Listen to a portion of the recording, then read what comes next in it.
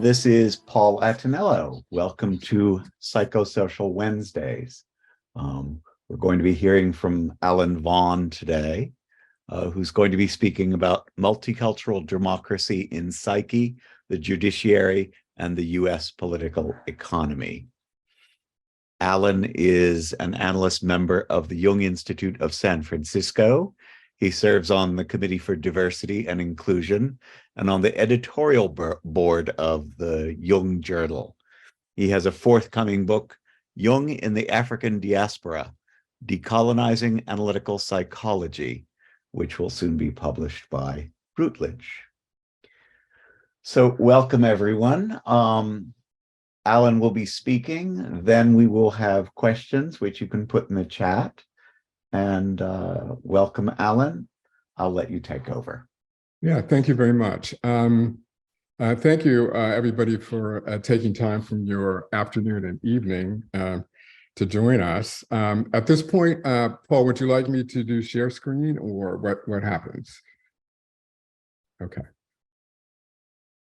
All right, so I think this will work fine.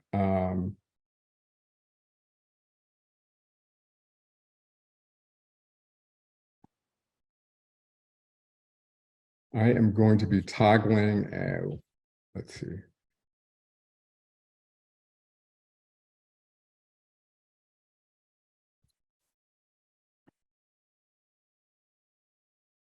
Okay.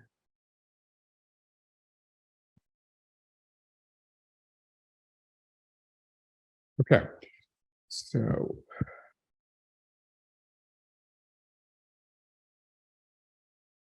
Sorry about this, let me just. Oh, well, we'll just see what happens.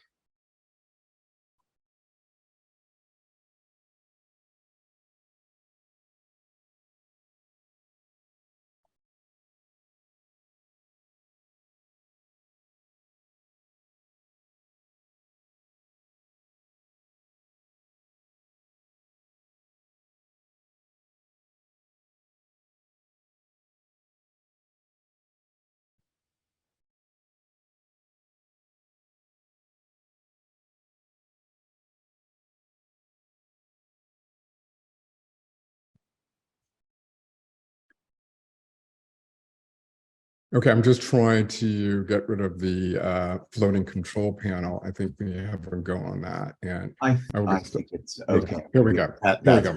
Yeah, great. Thank you. So I am going to read a little bit, and then I have some slides, I think, to illustrate some of the points that I'm trying to make and to consolidate some of the information. And then why don't we just get started? So as Paul indicated, I'll be talking to you about multicultural democracy and Psyche, the judiciary, and the US political economy. I will likely go 40 minutes or so. In a rehearsal a few minutes ago, we ran up against the limit of time. So I will move as quickly as I can, but I do want to make sure that I'm imparting the information at a rate that is digestible.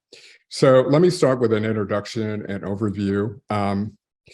Listening to the music on YouTube, I happened upon a video that recorded the celebration of the 30th anniversary of Associate Justice Clarence Thomas on the US Supreme Court. It was hosted by the conservative think tank, the Heritage Foundation. John McGahn, former White House counsel to the 45th President of the United States, introduced the Senate Minority Leader Mitch McConnell, also honored, and who in turn introduced Justice Thomas after a praise song to himself, then for Justice Thomas, following their success with a conservative agenda. This was a promise that secured his Justice Thomas seat on the court during the turbulent Senate confirmation hearings chaired by then Senator Joseph Biden. McConnell was proud of his accomplishments, moving the conservative Christian agenda forward to pack the US Supreme Court with partisan and younger and immature jurists. These jurists were screened, chosen, and placed on an approved short list of candidates by the Federalist Society. This was the jewel in McConnell's crown of accomplishments over the last decades. Millions of dollars have been invested in securing seats for the 6 of 9 justices now currently on the bench. Those would be Justice Thomas, Roberts, Alito, Gorsuch, Kavanaugh, and Barrett. Justice Thomas was grateful, even beholding, for the accolades and affirmation of his agency in achieving the goal of packing the judiciary with conservative judges. His law clerks are now seated jurists across the U.S. judicial system. John Eastman, a former law professor, clerked for Justice Thomas and was the draftsman of the January 6, 2021 plan to stop the certification of the President-elect Biden on fictive constitutional grounds. McConnell had also been plaintiff with the U.S. Chamber of Commerce in the case of Citizens United versus the Federal Communication Commission in 2010, argued before the U.S. Supreme Court. The court ruling allowed unlimited campaign contributions into U.S. electoral politics. To date, approximately $6 billion have capitalized the electoral system from unnamed donors through fictive nonprofit organizations and by direct contributions. This is the shadow phenomena through the agency of the trickster archetype within the judicial branch of a tripartite U.S. government structure. Through the corrective psychological lens of balance and justice, this presentation invites you to imagine a multicultural democracy in the United States from the perspective of the Kemetic Egyptian goddess Maat.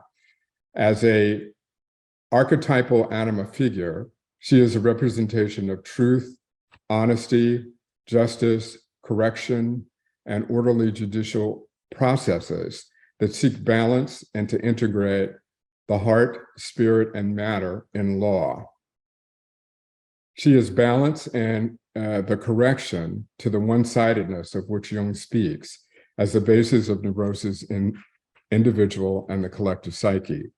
In this presentation, we will interrogate historiographic and psychological resistance to the requisite foundation of a multicultural democracy necessary for achieving the good and just society. By example, this is done in discussion of the Cress theory of color confrontation and racism, white supremacy, the Great Replacement theory, critical race theory, and obstructionist constitutional reforms to electoral politics enacted by the partisan majority on the US Supreme Court. The question for us to consider is how analytical psychology might support the imagined ideals of a multicultural democracy and a good and just society. The African-American singer-songwriter Marvin Gaye in his 1970 platinum album asked the question in his popular song, "What is going on? What is going on?" The lyrics from his heart and soul read in part as these: "Mother, mother, there are too many of us crying. Brother, brother, brother, there are far too many of us dying. You know we've got to find a way to bring some love here today." Second verse, "Father, Father, we don't need to escalate. You see, war is not the answer, for only love can conquer hate. You know we've got to find a way to bring some love here today. Picket lines and picket signs. Don't push me with brutality. Talk to me so you can see what is going on. What is going on?" So on a personal note, my presentation is an interrogation, a work in progress, an effort to understand what is going on today in the fragments of American psyche and the US political economy. It is an improvisational view of dynamic factors organized to resist an emergent multicultural democracy and to further corrupt the ideal of democracy as imagined from the Constitution of the United States and amendments thereto. The outcomes of the November 8th midterm elections are a vote for democracy. With the control of the US Senate by Democrats and the executive branch of government, I remain hopeful that the country can move forward toward an agenda that consists of environmental and person-centered health, public education, and the social welfare of the majority in this nation and between nations, and to shed light on those capitalized agents and agencies operating in the shadows to promote fragmentation and pathology in the quest for sustained power, wealth, and personal gain by a few, contrary to the needs and well-being of the collective. This is the shift from a majoritarian democracy subordinated to the will and interest of the few. This is the one-sidedness for which balance is truly needed. The call is for balance to mediate the dynamic tensions between the elements of the tripartite governance structure, and more specifically, the judiciary, now populated with immature partisan jurists that endanger the balance between federalism, individual states' rights, the reputation of the Supreme Court, and the citizens. We have witnessed the chaos unleashed in the court's decision to ignore its promised respect for precedent to reverse Roe v. Wade. Other issues on the docket have to do with affirmative action. I believe they've already had oral arguments, and some decisions are expected on that issue in the summer. Within the constitutional architecture of the US governance structure, the branch of the US Supreme Court is the highest court of the land. It is the hall of judgment presiding over the judgments of lower court judges and the citizens. It is essential to the ideals of democracy and an emerging multicultural democracy that they must weigh and balance the spirit and matter of the law as it impacts the environmental and psychological well-being of the majority and the collective. So what I'd like to do is touch upon the following. I'd like to define multicultural democracy. I'd like to introduce those of you to Maat that do not know her and what she represents symbolically. I happen to love Egyptian mythology, and certainly part of the training at the Jung Institute in New York involved the study of Greek, Hindu, and Egyptian mythology. So it was really quite rewarding. So I'm going to introduce you to Maat and the Hall of Justice, the Hall of Judgment. Then talk a little bit about the shadow of justice in American jurisprudence. I'd like to share an image of American justice, and then move into the Cress theory of color, confrontation, and racism, and to ground that with some global population demographics from 2017 and projected demographics for 2050 to illustrate the point that I think she's trying to make with her theory, which comes from the 1980s. Then talk about replacement theory, which is kind of operating in the psyche of the right wing conservatives in the Republican Party, and then critical race theory that I think has been misunderstood and used toward ill-gotten political gain. So I'm going to try to clarify what it is and what it is not and its origins. Then talk about two critical cases that I think are important. Shelby v. Holder, which was heard by the Supreme Court in 2013, and then also the Citizens United case, which was heard by the Supreme Court in 2010. And then talk a little bit about the principles of court capture. I think Sheldon Whitehouse's new book called The Scheme really does provide numbers and a X-ray of what's going on behind the scenes in the shadow to capture the court and to influence this agenda. And then I'd like to just share some ideas about the good and just society. Okay. So we're going to keep, this is going to be a little bit of a problem. Okay, so here we go. Why don't we start with a definition of multicultural democracy. Multicultural democracy is one in which everyone has a voice and a vote. This is best achieved by a direct voting system to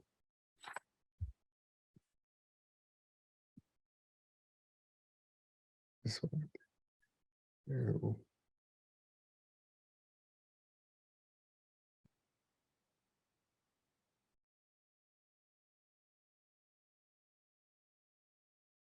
Any help? Would you like me? No, I think so. I think I've got it. It's just that, let's see if this helps at all. It's that, no, that's not help. That's not helping.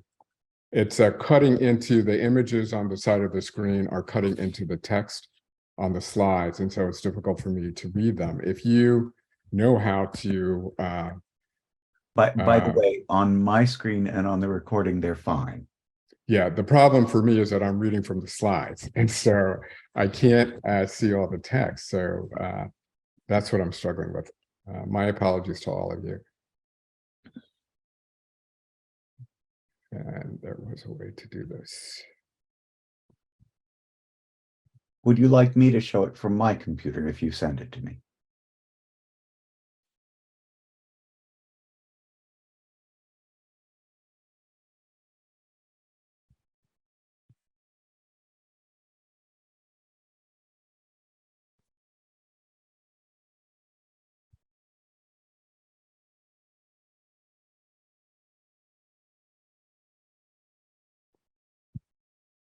There was a way to.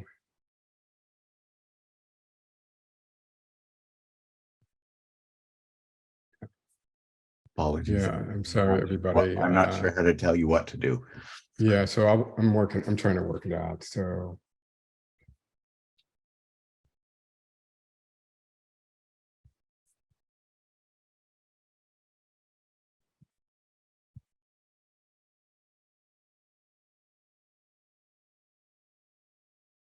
I'm just gonna have to well, I might do this for a little bit. And I apologize for this. Let me just proceed so that we don't lose more time on the technical side. So a multicultural democracy is one in which every voice and every vote count. This is best achieved by a direct voting system to replace a current unrepresentative system leveraged by capital and funder interest groups. Democratic legislative reforms are necessary to eradicate the phenomena and the impacts of the trickster archetype in Psyche, the US governance structure, and the political economy. Joseph Campbell provides some guidance and education on the role of mythology in psyche and psychology, and there are four functions. The first is mystical, intended to waken and maintain the individual, a sense of wonder and participation in the mystery of this inscrutable universe. The second function is cosmological, that is converting every feature of the local envisioned order of nature into an icon. The third is sociological, one of validating and maintaining whatever moral system and manner of life customs that may be peculiar to the local culture. The fourth is pedagogical, one of conducting individuals in harmony through the passages of human life. So Maat, who is she? She represents symbolically truth and justice in Kemetic Egyptian mythology. So you have an image there of Maat. I just think it's a beautiful image. And I've traveled to Egypt for my 60th birthday and just had a chance to visit the pyramids and some of the, it's magical, the iconography and the images and the mythology. So here's I think a beautiful image of her. And then, so Maat is the Kemetic Egyptian mythology. In Kemetic Egyptian mythology, Maat is a philosophy, a spiritual symbol, as well as a cosmic energy or force, which pervades the entire universe. She is the symbolic embodiment of world order, justice, righteousness, correctness, harmony, and peace. She is also known by her headdress, composed of a feather of truth. She is a form of the goddess Aset, or Isis, who represents wisdom and spiritual awakening through balance and equanimity. This is another image of Maat. And the Hall of Judgment is if you will, the sort of highest spiritual court of the land. To me, and symbolically, it approximates really the role of the Supreme Court in contemporary American society. The Hall of Judgment, Maat is the officiate. With the god Thoth, Maat officiates over the Hall of Judgment. Maat's judgment involved weighing the heart of the deceased soul against the lightness of her feather on the scale of justice. A heart heavy with misdeeds and malfeasance was weighed against truth, honesty, compassion, and good deeds, symbolized by the lightness of her feather. If the heart is as light as her feather, the soul moves forward with admonition to the jury of the 42 assessors, and finally to Thoth, who speaks and records the name upon entry to the realm of Osiris. If the heart is too heavy from misdeeds, it is devoured by Amut, who sits in readiness next to the scale of justice. Amut is a cute little goddess, but she's lethal. She has the head of a crocodile. Her neck, mane, and foreparts are those of a lion, and her rear quarters are those of a hippopotamus. She feeds on heavy hearts. Her composite form of land and water animals leaves the damned no place to escape from this goddess' wrath. In some vignettes, Maat represents the weighing of the heart, and at times she takes the form of balance. So let me show you an image of the Hall of Judgment. I won't take the time to go through all of it, but you can see at the very top of the papyri is the 42 assessors. You see to the left lower part of the image, Anubis leading the soul, entering the netherworld, and you can see the balance or the scales of justice. On the left, you see the heart of the deceased, and on the right, you see the feather of Maat. You see Amut sitting here waiting to have a little something to eat. And then you see Thoth, who will record the name of the spirit if, in fact, the feather outweighs the heart of misdeeds. And once the name is recorded, then Horus leads the soul into the chamber of Osiris, who is attended by Maat and other of the goddesses.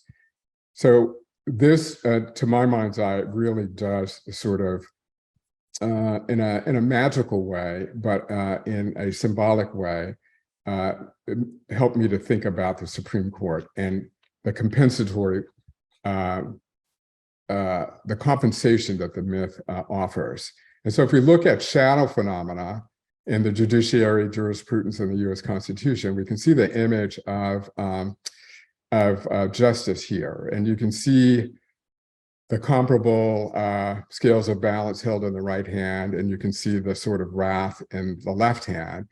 But what is interesting about the image is that it is blind.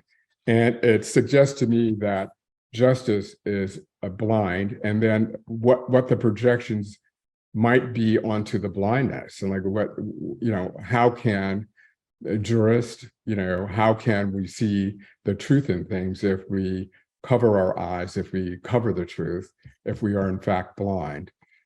So on balance, the tripartite governance structure, architecture, collective spirit, and matter and law.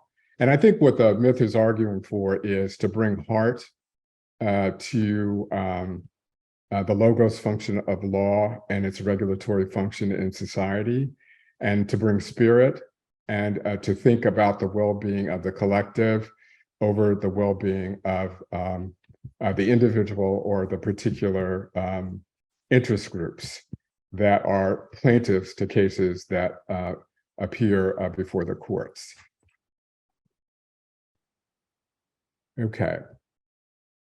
So I'm going to talk to you now a little bit about the Cress theory of color confrontation and racism, or white supremacy. This was a theory that was, written, published in the 1970s. I was a graduate student at the time at New York University in their clinical psychology program, and finished and then went off to law school at the University of Virginia. And remained in contact with Dr. Welsing's work. Now, Dr. Welsing was a psychiatrist. Her lifespan 1935 to 2016. She was an African-American psychiatrist. She went to a progressive undergraduate school way back when, we were still dealing with integration behind Brown v. Board of Education in 1954, a good Supreme Court decision. That really catalyzed resistance to multicultural democracy. And I'm not sure we can go into that now, but it's certainly something to be bookmarked. She attended Howard University School of Medicine and then moved on to the faculty at Howard University, and her area was pediatric psychiatry. Her seminal work is entitled The ISIS Papers. It was published in 1989. It's a series of essays, one of which is the color Cress theory of color confrontation and racism. There is an edited book out now called the Osiris Papers, where all of her work is discussed by contemporary African and African American scholars. So let me talk to you now then about Francis Cress Welsing's theory of color confrontation, and I'll have to read from my notes. Welsing states, on this small planet Earth, at least 3/4 of the people are non-white, and the members of this non-white majority population are subjected to domination throughout their lives, either directly or indirectly, by a tiny minority of the world's peoples who classify themselves as white. Racism, as a white supremacy then, is revealed as one of, if not the most important observable phenomena in the world today, for which social, behavioral, and other scientists should be seeking an explanation. Her thinking was influenced by Neely Fuller, who emphasized the need for the focus on a unified theory and perspective that examines the patterns of relationships between whites and non-whites worldwide. So a unified theory. We can begin to think about it as colonialism, but at that time it was sort of, okay, this is making sense in terms of what needs to happen and how we need to think broadly and deeply. Fuller explained that racism is not merely a pattern of individual and or institutional practices. It is a universal operating system of white supremacy and domination in which the majority of the world's white people participate. He discounts the validity of theories that recognize the evolution of economic systems as the origin of the state of affairs.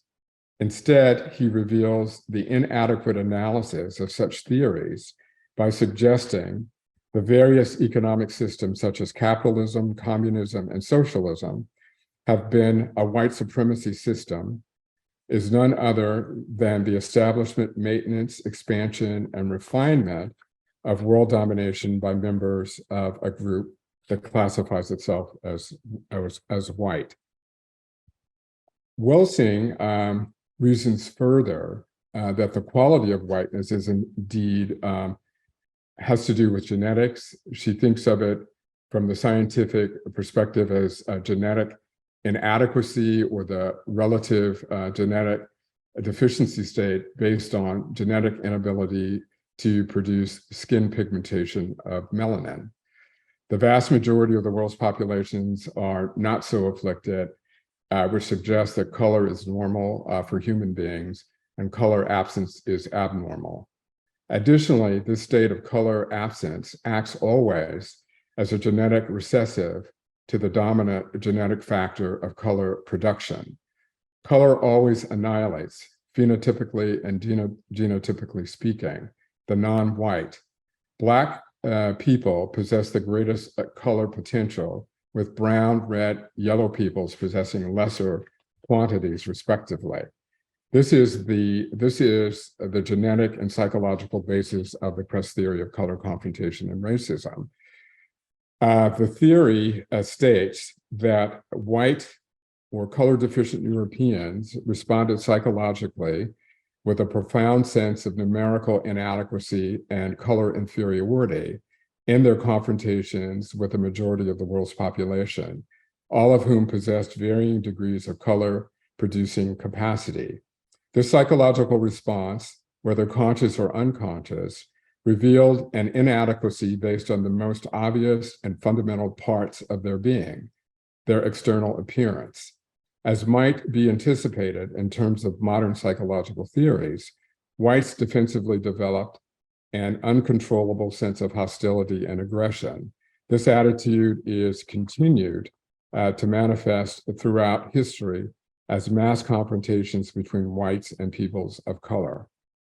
Again, if you think of the colonial movement, the age of expansionism from Europe through the world, from the 14th, 15th century, this line of thinking is enlightening. So that the initial hostility and aggression came from whites is recorded in innumerable diaries, journals, and books also written by whites.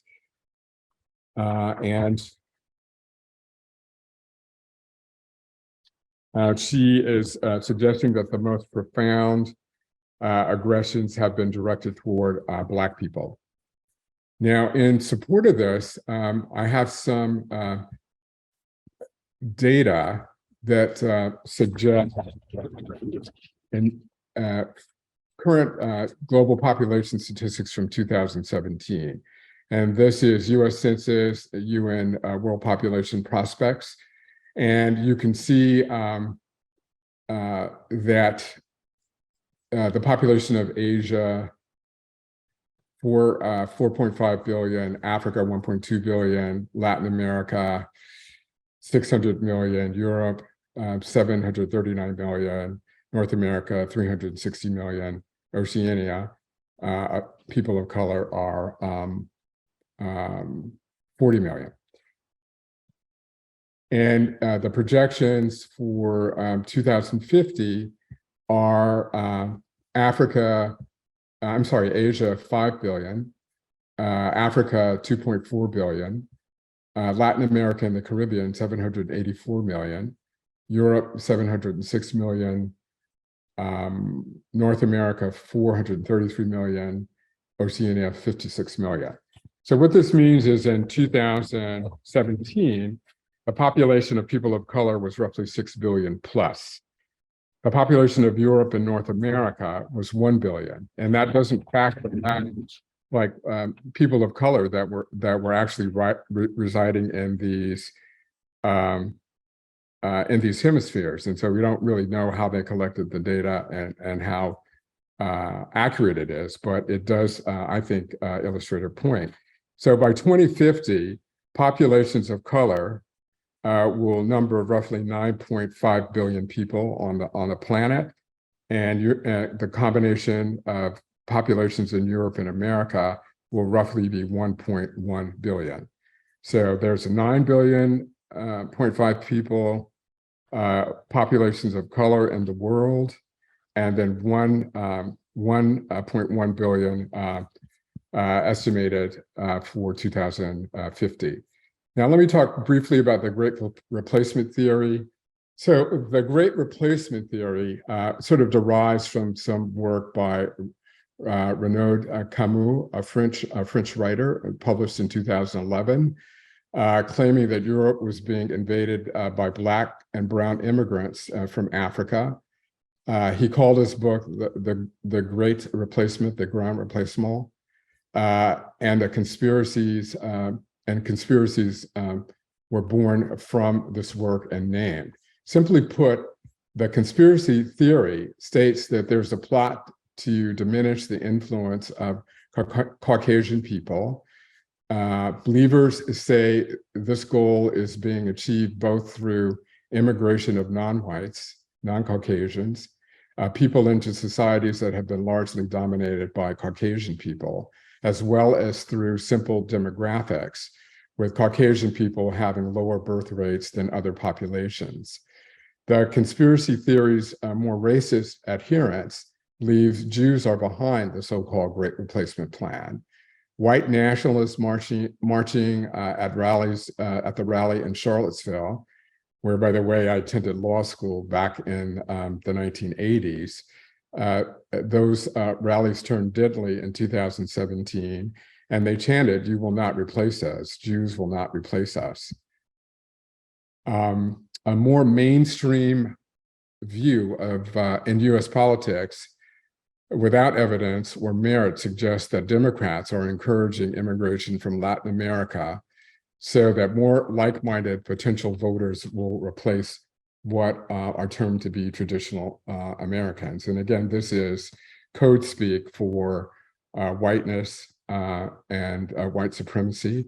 The accelerationist white supremacists believe that small social changes won't achieve much. So the only option is to tear down the society. So they're very much anti-government and support violence. I would add at this point that on the issue of racism and anti-racism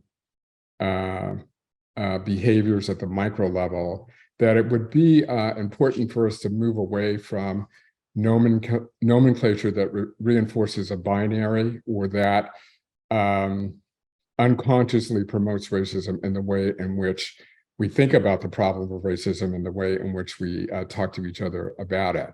So if we could move to language that talks about ethnicity or group membership or hyphenated origination, European American or Franco-American, German American, Anglo-American, African American, etc. We're sort of moving the dial forward on counter-racism behavior. Now, let me talk to you quickly about critical race theory. So critical race theory is something that grew out of dialogues and political action of law students at Harvard University.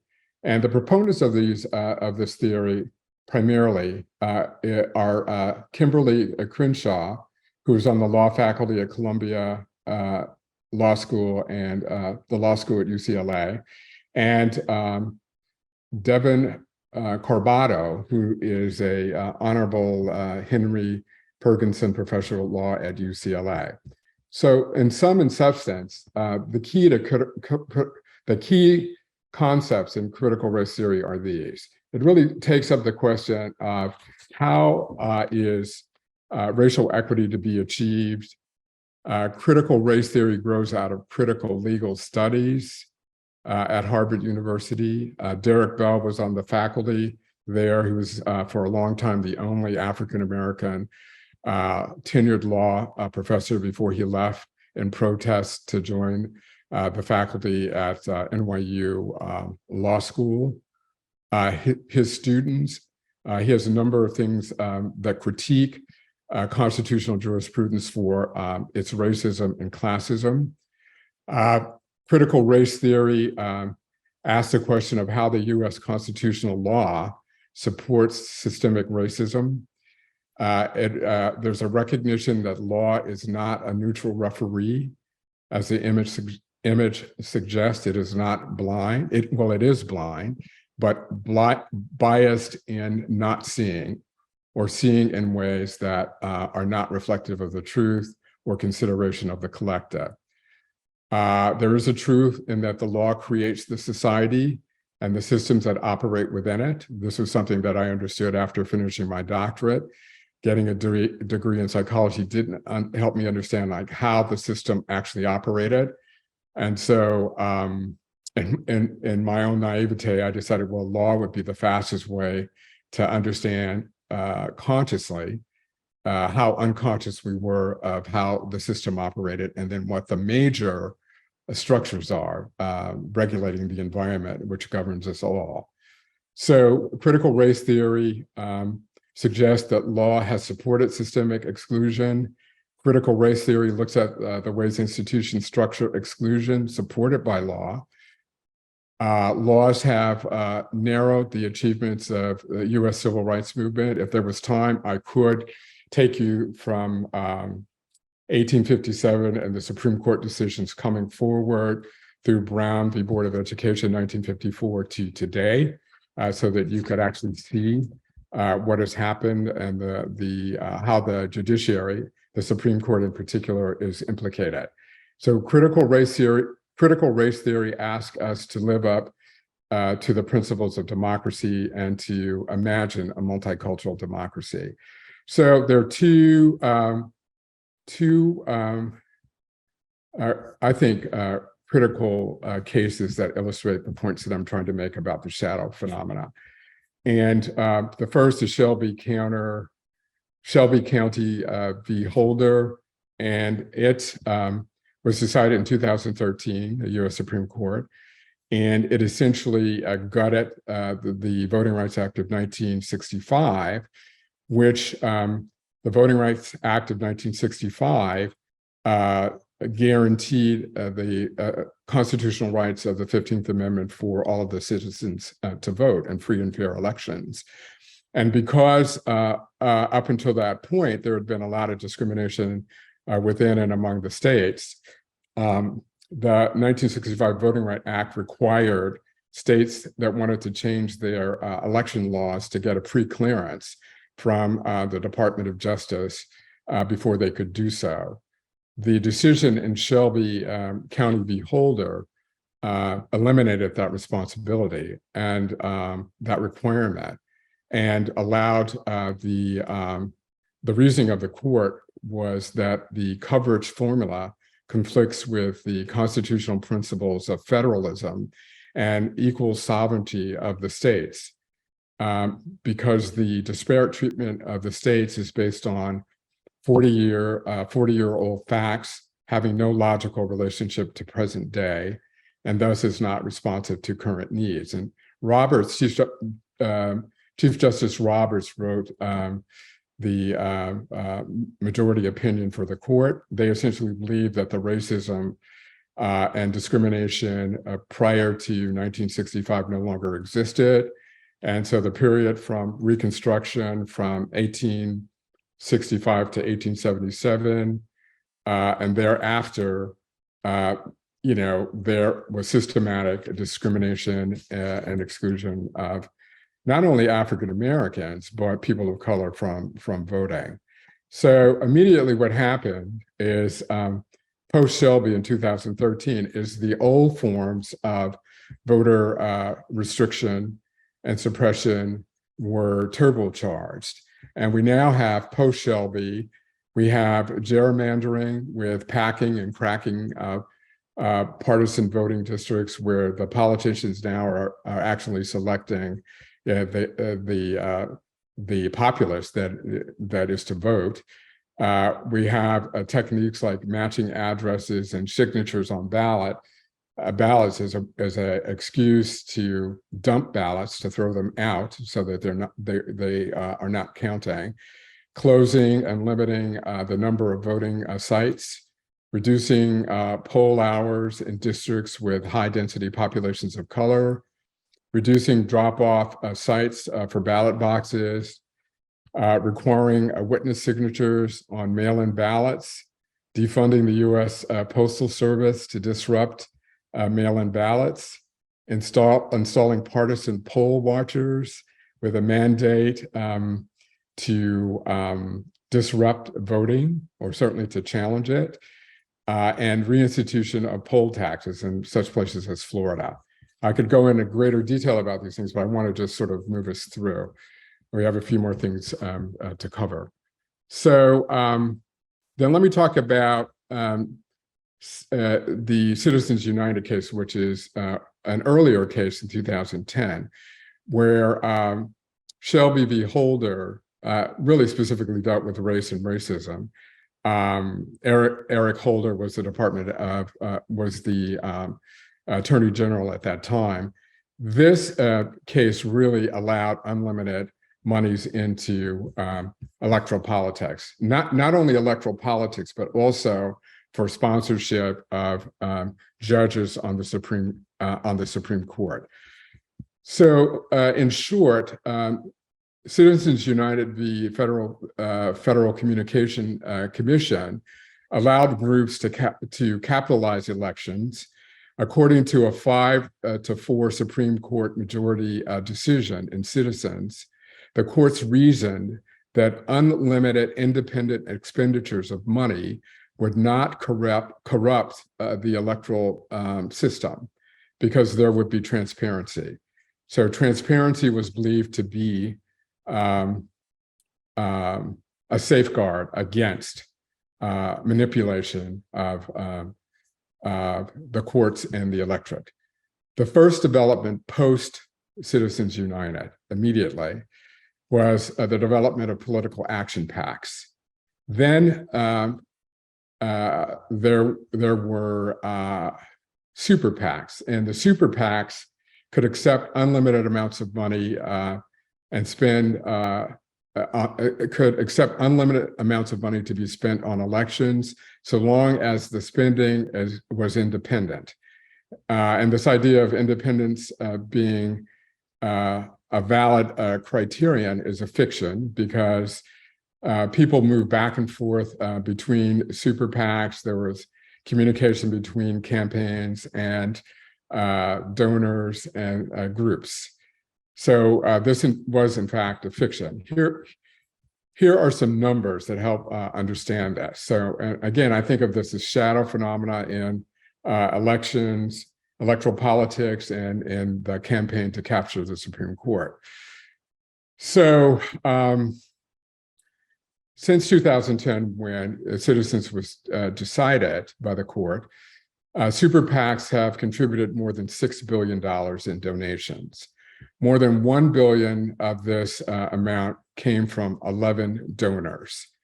$17.9 million was spent by a single donor to block Judge Merrick Garland's nomination to the U.S. Supreme Court. He is now the U.S. Attorney General. $17.1 million was donated to run a media campaign promoting the troubled nomination of Brett Kavanaugh. $60 million was contributed by the fossil fuel industry to influence the composition of the current U.S. Supreme Court. $100 million was spent by the National Rifle Association to support the former 45th president of the United States, who last night announced that he would be running for election as president in the 2024 campaign. $400 to $580 million was spent by interest groups linked to the Federalist Society on campaigns for the last 5 nominees to the Supreme Court, through the agency of the Judicial Crisis Network and the Federalist Society. Coming toward the end of this now, we're almost done. So if you can look from 1998, there were about $10 million spent on independent outside contributions to the electoral process and court capture. It increased over time to where we are now in the last 2020 midterm election. About $3 billion were spent on campaigns. So in total 6 billion. And you can see the number is rising without any restraint. And this is principally because the Supreme Court was influenced. And I'm going to suggest that that was, this is part of what is going on. So how do we really return to the principles espoused in the mythology of Maat? Principles for the alignment of spirit and matter and law, which are foundations for the good and just society. And these need to be truth. It's hardly possible to recognize the truth like in these political campaigns. Honesty, order, instead of chaos, balance, correction of one-sidedness, connection with each other, and fairness. So efforts are underway to do that, like I think in the legislative branch of the government. And the John Lewis Act of 2020 sought to reinstate the pre-clearance provisions of the 1965 Civil Rights Act so that state legislatures could not run amok in excluding people from exercising the 15th, the constitutional right guaranteed by the 15th Amendment, the right to vote. And then there's legislative reform in the People's Act of 2021. And if you can look at the titles of the act, I'll just kind of highlight them. And each of these titles has very specific kind of guidelines and recommendations, but they seek to modernize voter registration. They want to, as with the John Lewis Act, restore voting rights and to protect the ballot. They want election security, Title III, a federal election day. Why not have a day where everybody goes out and vote? Why not have a day where the system of elections is a federal system, a nationalized system? The rationale for not doing things like this is the tension with states' rights and the 10th Amendment of the Constitution. So court decisions really hide behind that, and states hide behind that in the shadow of some of the practices that they are enacting in state legislatures. If you look at Texas, what they're doing with abortion and transgender, all of these things are under the rubric of states' rights and the 10th Amendment of the Constitution, and fuel the attack on federalism and the federal government being effective and efficient in protecting the interest of the majority. So they want to empower small donors. They want to enforce campaign finance laws, strengthening campaign contributions and limits. We need an ethics for the Supreme Court. There are none. They can essentially do whatever they want to do. Some issues have come up with Associate Justice Clarence Thomas' involvement, really the involvement of his wife with the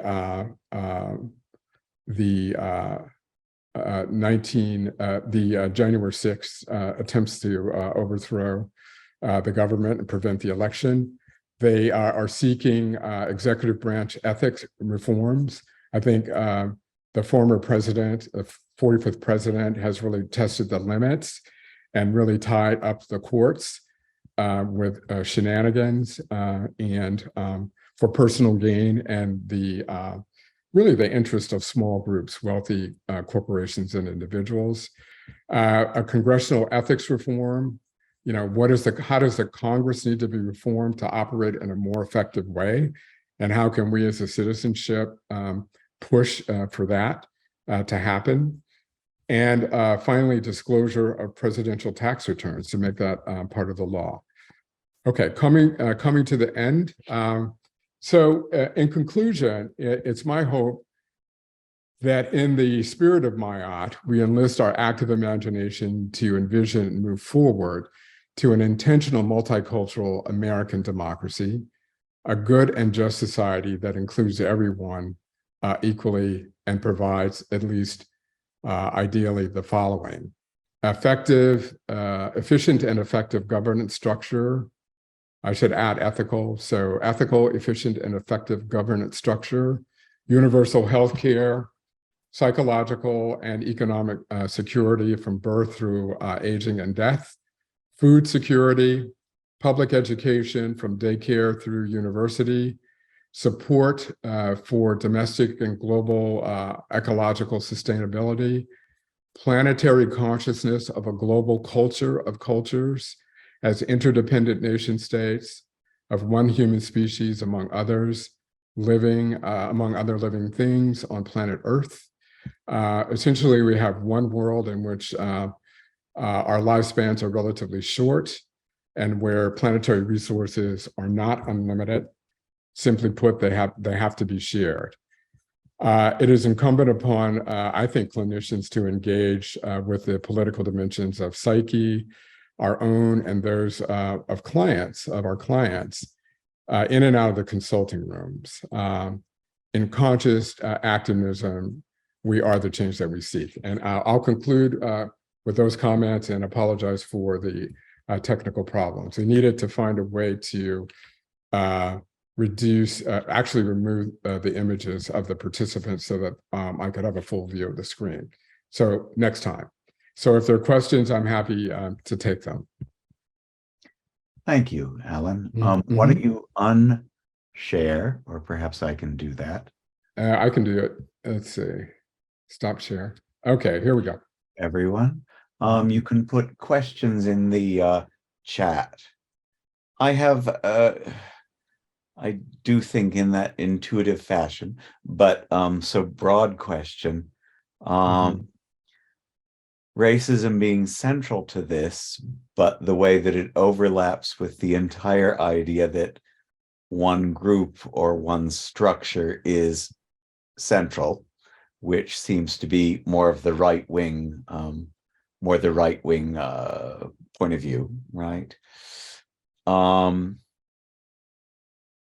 And I suppose I'm comparing the UK and the US at the moment, the UK being its own kind of mess, but on a much more narrow focus, right? Sort of politically and judicially, it doesn't have the multiple systems balancing against each other. So that when one thinks of the kind of fate issues that we get in late Jung, in Ion and things, one would think almost in terms of the danger of them trying to push a particular agenda too far, and it would sort of crash as a result of them pushing it too far. Whereas in America, it's much more complicated because it's so layered. There are so many systems that are affected. It would be so hard to transform things so that things were, as it were, relatively balanced. I think almost of late Roman Empire. Am I imagining things, or do these metaphors make any sense in line with what you're talking about? The struggle of, say, late Roman Empire to simply make sense of things because there are so many colliding systems going on. Well, you know, I'm not sure that I can follow the question, but sorry. What I can say is that there are complex systems. There is a complex governance structure, you know, that was derived from the Revolution, American Revolution, and the breakaway from Europe and what people envisioned as the spirit of America. However, the blindness that we see in the image of justice, the bias is now, you know, people are talking about it more. In the founders of the country and the authors of the Constitution were generally European American men. They had a great wealth and property, and they have, in a way, not to just indict them. I mean, people are in complicity. They're implicated, that the system of bias sort of continues.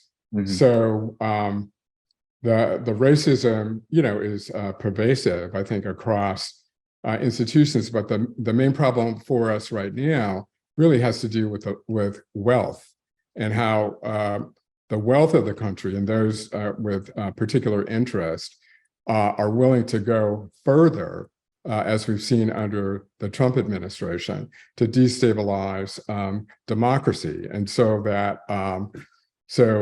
there is an effort toward a minoritarian rule in place of the constitutional agenda of the majority. The majority rules, everybody has a vote, a fair vote, and we have a democratic system. We have more people of color, and so to think about multicultural democracy as a way to challenge the racism involved in the shadow of democracy, I think is a way to think forward and to move forward. So I hope that answers your question.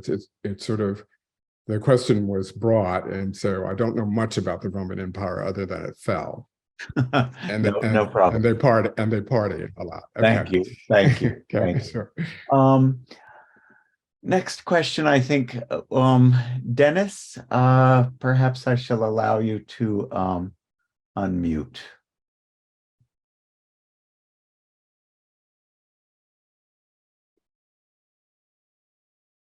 I think you have to do that, though. Dennis? Yes.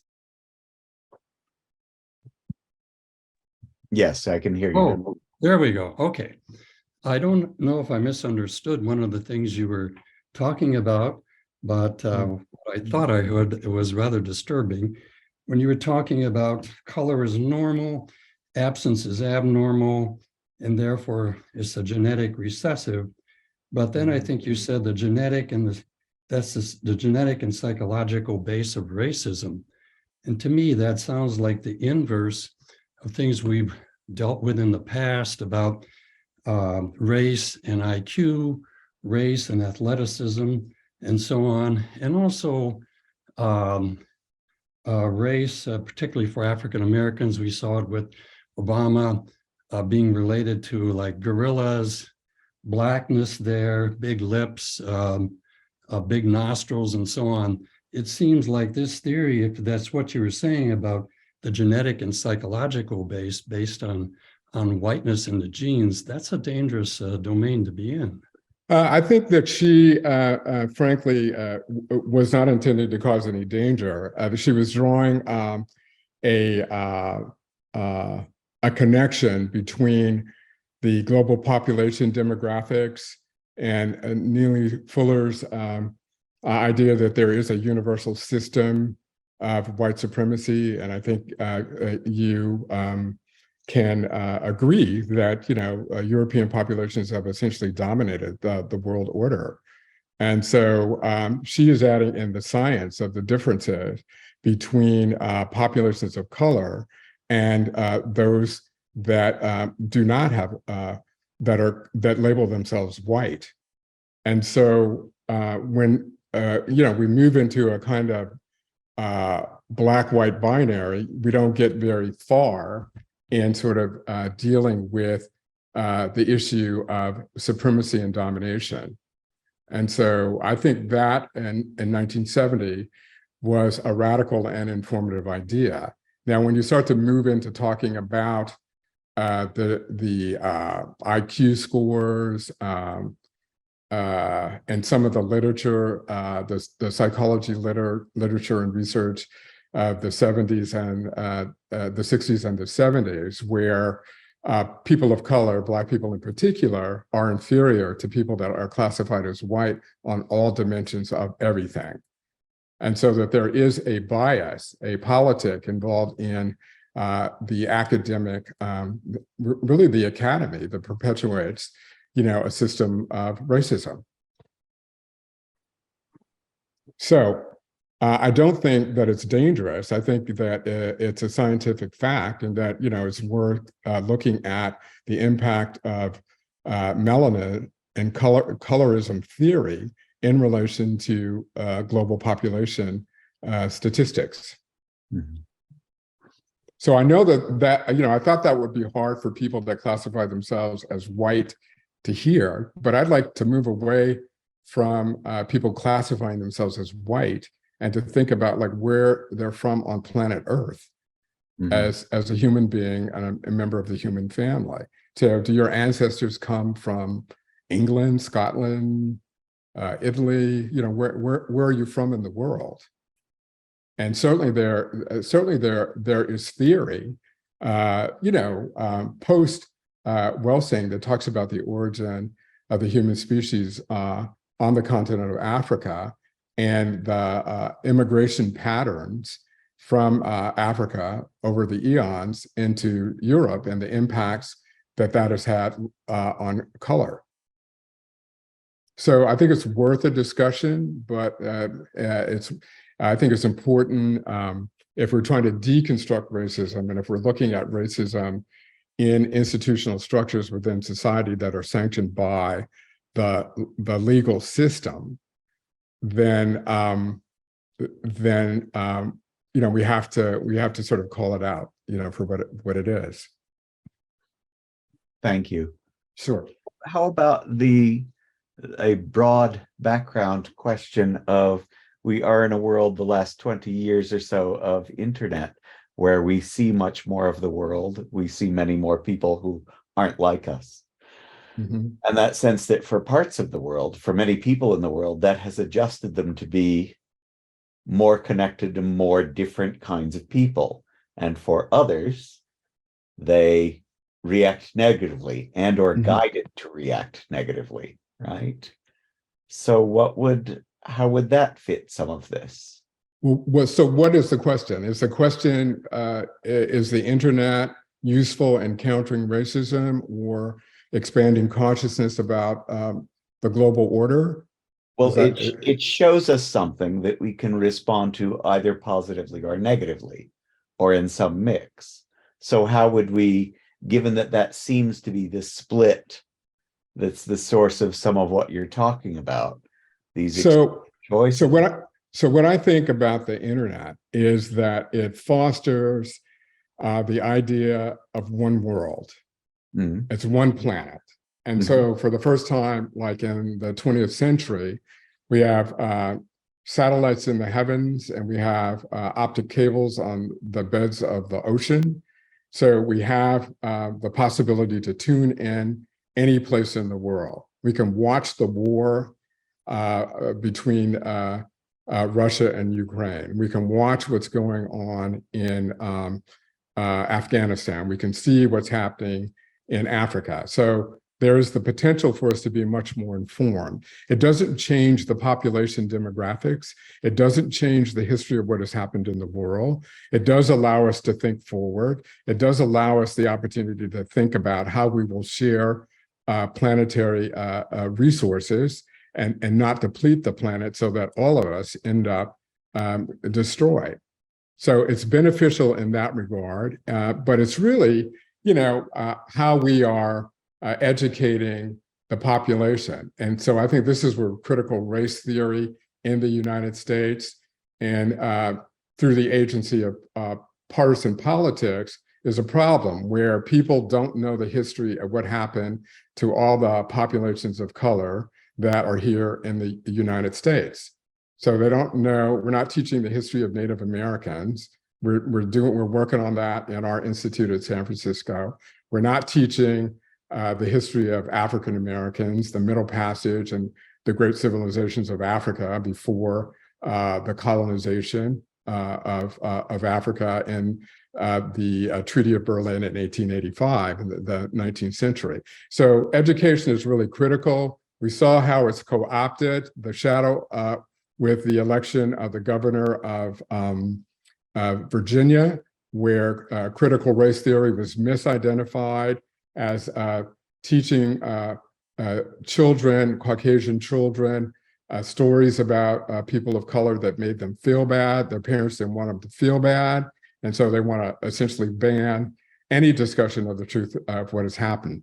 Like in Arizona, the former governor and the superintendent of education banned teaching Latinx history because they didn't want to incite the younger generation. And so we can't really get to the truth of things. We can't get to Maat if we don't like start talking about what happened, and then how are we going to repair it, and then how are we going to move forward. And so you have all that literature from the 60s and the 70s talking about how inferior people of color were. And that's just not the truth. It's really scientific imperialism. Mm-hmm. It's the racism that is operating in the academy. So I hope I've answered the question.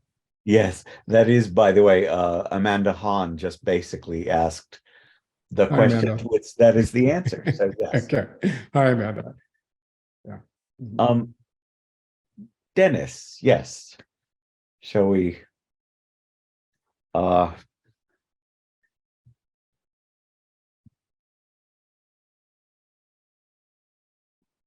There we go. Yeah, one of the things that I've had some concern about as well is it often sounds like white people are the only racist. And I think that's almost part of human nature. I think of one of the things I think Jung said or about Native Americans. They thought white people looked like they were sick because they were white. But also, my sense about the Chinese is they think they're the superior race. So I have a difficulty with if you're implying with that person you mentioned before that the white people are the only racist. If you could clarify that. Oh, I'm not sure I said that white people are the only racist. I think that she is talking about a unified system of white supremacy, and which the code language for that is colonization. And there's certainly an argument among Europeans that that was purely economic, and it was fine to enslave people. It was fine for Europeans to come to America to discover it, though Native Americans had been here, and to essentially take their land and kill them. And so I'm talking about acts of racism that are on the ledger that we need to actually really be discussing, like in psychology, if we want to get to the truth of things and really help the collective move forward. Sorry, Dennis, I have problems with the line of inquiry. And as someone who's lived in China, yes, Chinese racism is a really difficult problem. On the other hand, let's also note that younger generations in China, much like younger generations in many other places, are far less racist than older generations. Let me in Hong Kong, this was clear too. So yeah, let me hop in on that too. And I think with immigration, with people coming to the United States from other countries, people of color, that they don't know the history of what happened here, and they haven't learned it, and so they pick up, some of the attitudes, the mores of the existing culture, which are, continue to perpetuate exclusion and foster competition between people rather than inclusion and understanding, history. So I would say that the internet offers the opportunity to really sort of, provide, a kind of collective education about world history, and to re-envision, the world cultural narrative, movement around the world, and where people are from, and what their values and beliefs are. And one really fine way to do this, which I think is like creation mythology, like everybody, every group of people, every place in the world has a story of origin. And one of the great things about training as a Jungian analyst was to have a course on creation mythology. But what the internet allows us to do is for all of the creation mythologies to be able to connect it, so people can get to the deeper underlying psychological issue of origin, the nature of being, and the security involved, psychological security involved therein. Thank you. How about one more question from Renee Cunningham? Renee, I'll let you unmute yourself. Wait, what did I do? Oh, pardon me. I do hope I haven't made some strange error and dropped Renee somehow. No, here she is. I'm sorry. I think she may have dropped the question or I've made an error, in which case my apologies. Would you like to say anything else, Alan? She's waving her hand. I don't know what that means. Hi, Renee. Is that what you mean? I don't know why. Okay. Now, listen, let me just apologize again for the technology piece of this. Okay. I'm not in any way, I knew that presenting Dr. Welsing's theory would be upsetting to people that, classify themselves as white. I'd like for you to move away from classifying yourselves that way and to think about where you come from in the world and what your ancestry is, or to think more generically, if we use the language of Caucasian, regional language, that we can start to lift up out of the unconscious reinforcement of micro patterns of racism that continue to sustain exclusion.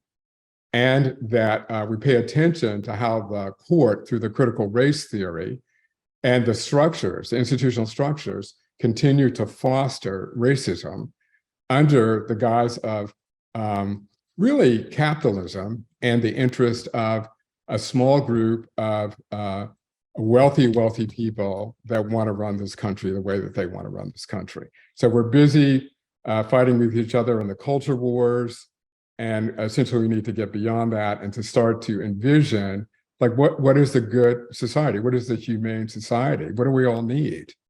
And how do we distribute and use resources so that that can happen? How do we save the planet together? Thank you, Alan. That is a big. Okay, sure. Thank you, Sure. everyone. Thanks for coming. Okay. We will see you all in. Thank you, Alan. We will see you all Hi, 4th Ada. of December, Okay.